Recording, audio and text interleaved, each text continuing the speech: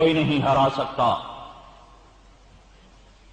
اللہ نے اعلان کیا میں بنی اسرائیل پر احسان کرنا چاہتا ہوں، انہیں غلامی سے نکالنا چاہتا ہوں، امامت دینا چاہتا ہوں، وراثت دینا چاہتا ہوں، حکومت دینا چاہتا ہوں، فرعون کو تباہ کرنا چاہتا ہوں، اس کی طاقت کو، اس کے لشکروں کو، اس کی وزارت اور حکومت کو ختم کرنا چاہتا ہوں۔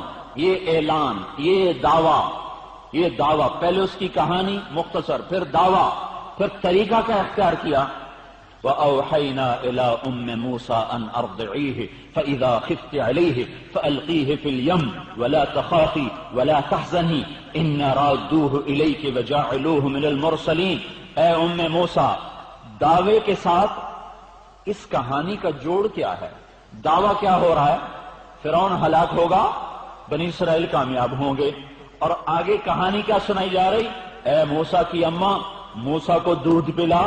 جوڑ تو یہ ہونا چاہیے تھا کہ اللہ تبارک و تعالی ایک طرف جو دعویٰ کرتا ہے کہ دشمن ہلاک ہوگا، ایمان والے کامیاب ہوں گے، لہذا اے ایمان والو چلو تلواریں لے کر باہر آ جاؤ اور اپنی فوجیں لے کر باہر آ جاؤ، جس حال میں بھی ہو باہر آ جاؤ، میں فرعون کو غرق کر دوں گا۔ نہیں، کیا کہانی؟ وَأَوْحَيْنَا إِلَىٰ أُمِّ مُوسَىٰ أَنْ أَرْضِعِيهِ، 5 باتیں ہیں اور آگے کہانی کیا ہے؟ اے موسیٰ کو دودھ پلا۔ فَإِذَا خِفْتِ عَلَيْهِ، آ جائیں گے فرعونی اسے مارنے کے لیے، تو اس وقت اس کو صندوق میں ڈال کے پانی میں بہا دینا۔ القیہ فی الیم، پانی میں ڈال دینا۔ اور دیکھو موسیٰ علیہ السلام کی ماں پر 2 کیفیتیں آئیں، ایک خوف آیا، پانی میں ڈال دوں گی اور مر جائے گا، ڈوب جائے گا، یا کوئی پکڑ کے ذبح کر دے گا، اور دوسری کیفیت پیدا ہوئی، ہے میرا لال مجھ سے جدا ہو جائے گا، میرا کیا بنے گا؟ تو اللہ تعالیٰ نے فرمایا لا تخافی ولا تحزنی، اس کے قتل کا خوف نہ کر، اس کی جدائی کا غم نہ کر، ان رادوہ الیک، واپس تیری گود میں لاؤں گا، وجاعلوہ من المرسلین، اور میں اسے اپنا رسول بناؤں گا۔ دونوں باتیں تو دیکھ لے گی۔ اس کہانی کا اوپر والے دعوے سے کیا جوڑ ہے؟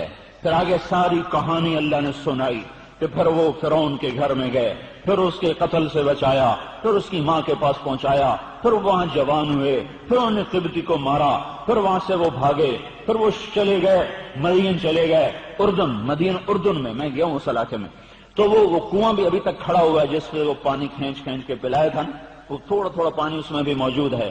تو وہاں سے مدین کا قصہ سنایا، پھر شادی کا قصہ سنایا، پھر واپس چلنے کا قصہ سنایا، پھر کوہ طور پہ پہنچایا، پھر نبوت کا اعلان فرمایا۔ یہ سارا قصہ کہانی سنا کر پھر اللہ تعالیٰ نے کہا اذهب الى فرعون، اب جاؤ فرعون کے پاس اور اس سے کہو کہ اللہ کی مان لے اور جاؤ۔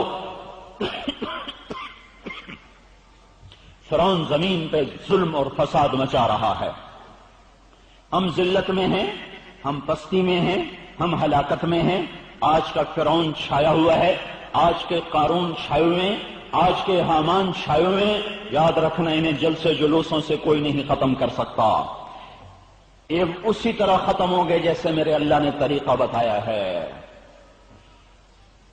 موسیٰ علیہ السلام نکلے ہیں، آگے چمکتی آگ ہے، وہاں پہنچتے ہیں، سردرات ہے، اندھیرا ہے، راستہ بھٹکے ہوئے، او اجد علی النار ہدا، ہدا کا لفظ بتاتا ہے راستہ بھول گئے، آتیکم منہا بقبس، قبس کا لفظ بتاتا ہے رات اندھیری ہے، لعلکم تصطلون کا لفظ بتاتا ہے سردی شدید ہے۔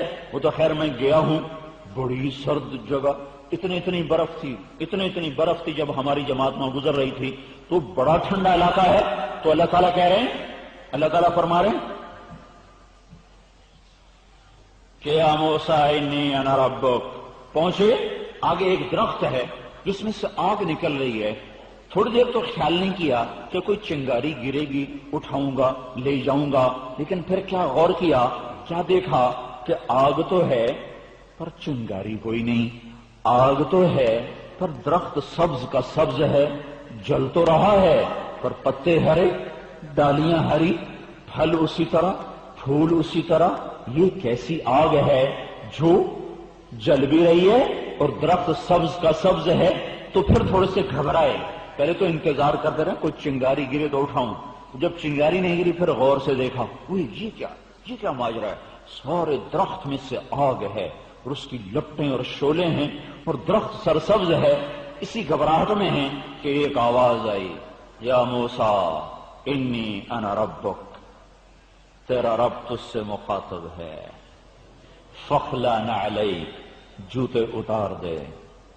انک بالوادی المقدس طویٰ, تو پاک وادی میں آ چکا ہے. وانا اخترتک, تیرا انتخاب ہو چکا ہے. فاستمع, غور سے سن. لما یوحیٰ, جو ابھی کہا جائے گا.